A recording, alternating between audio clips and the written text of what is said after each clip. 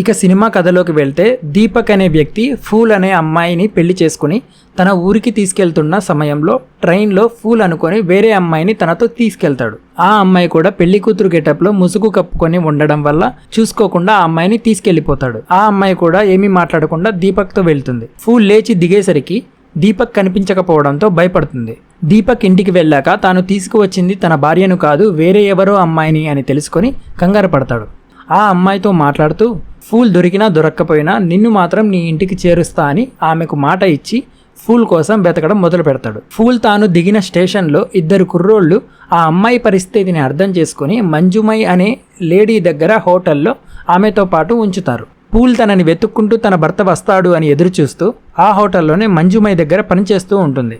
దీపక్ పిలవగానే దీపక్తో వెళ్ళిన ఆ అమ్మాయి ఎవరు, ఆ అమ్మాయి దీపక్ ఇంట్లో ఏం చేసింది, దీపక్ అండ్ ఫూల్ చివరికి ఎలా కలుస్తారు అనేది స్టోరీ.